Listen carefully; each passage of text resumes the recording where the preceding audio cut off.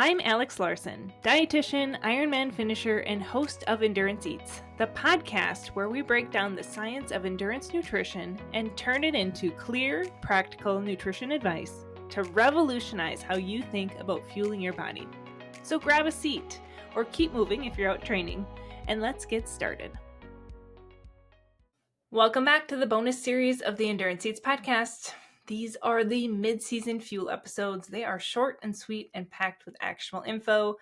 I am doing the final preparations of the next season. So in the meantime, I am answering some questions from my amazing endurance athlete community. So let's get started. Question number 1 is, what are the best plant-based protein options that can be easily added into meals and snacks to boost protein? So for those that eat plant-based, to get enough protein, it does take more intentional planning and effort. There's certainly pros and cons to eating plant-based versus eating more omnivore-based. But here, let's talk about some of the easiest ways to add some protein-rich foods. I've got a list of about 8 options here. So number 1 is using legumes, so beans, lentils, chickpeas. I usually like to go for the canned beans and chickpeas. Again, just clicking the easy button as often as possible here. And all you need is a can opener, and you can add 7 to 9 grams of protein per half cup of legumes. You can include it in soups and stews and salads and grain bowls. You can blend them into dips. They're so versatile.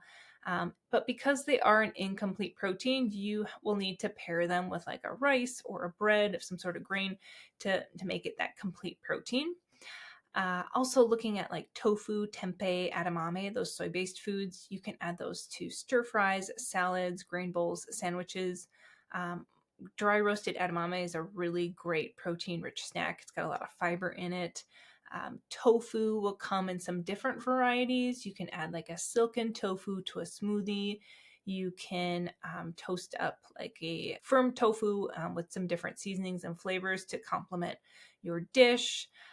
You could look for like seitan, that's a wheat gluten. You can slice that up, add it to sandwiches, wraps, stir-fried, or like a crumbled seitan can be something that you toss onto like a salad. Nutritional yeast, you can sprinkle that on popcorn, pasta, roasted veggies. It's got like a salty, savory flavor to it. 3 grams of protein per tablespoon of nutritional yeast. The chia seeds would be another easy add. Flax seeds, hemp seeds, you can stir that into yogurt, oatmeal, smoothies, sprinkle it into salads. And quinoa is the only grain that's actually a complete protein. It's 8 grams of protein per cup cooked. Even if you don't eat plant-based, all of these options actually are amazing for incorporating more protein into your diet. Soy milk, pea milk. If you do dairy as a plant-based athlete, I am a huge fan of the Fairlife milk. It's got 13 grams of protein per cup. Or adding just a plant-based protein powder will get you a really nice dose of protein as well. So incorporating these throughout your day, it can add up nicely to help you reach your protein goals. All right, question number 2. My question is around afternoon races. I am a runner and 99% of my runs are first thing in the day, so it's easy to fuel. I have coffee, oatmeal, water, plus if it's a long run, I add a gel and possibly some other drink, but occasionally there are afternoon and early evening races, and it's so much harder to eat right for the day and either feel like I'm running on empty or way too full. So I'm going to maybe guess here that you might be a trail or ultra runner. I tend to see more common, their races are more known to have an afternoon evening start, but I could be wrong here. So my top advice is to intentionally include some workouts in the afternoon around that start time of your race so that you can trial what would feel best. Here's how I would recommend going about the day, though, if I were to have an afternoon evening race. And the day is going to be part of your carb load leading up to this race. So your day is going to be very carb focused leading up to that race, like that race hour. I would focus on foods that are going to be heavy on the carbs, but low in fat. Some protein's okay, but you don't want to be trying to hit like your usual protein targets on this day.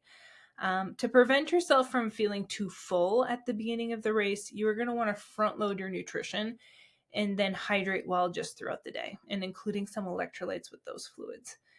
So I would have a very decently sized breakfast that's heavy on the carbs, a mid-morning snack, yes please, lunch, timing it out to eating about 3 to 4 hours at least before the race.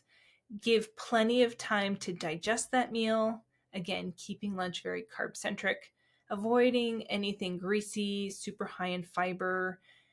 You're going to have a pre-race snack about 60 minutes before the race start. Something small, something easy to digest for quick energy, a granola bar, maybe some applesauce, a half a bagel. You're going to continue sipping on some fluids. And then 15-20 minutes before the race starts, I'd have a gel or some energy chews. So that's how I would probably structure the day on paper. But again, I would trial this with some afternoon, evening long runs, practicing what your day could look like, seeing what feels best so that you can be confident in how you're going to fuel the day of your afternoon, evening race. All right, hopefully that helps. If you have questions yourself, feel free to follow me on Instagram. I often will do an Ask Me Anything series in my Instagram stories. And I often will take those questions and answer them right here on the podcast as well. And if you're wanting some more personalized help, reach out. I would love to talk with you about my one-on-one nutrition coaching program, see if it's a good fit for you. You can head to alexlarsonnutrition.com, get more info on that program, and find the application as well. So thanks for listening. Happy fueling, happy training, and I will see you soon in the launch of season 2 of the Endurance Eats podcast.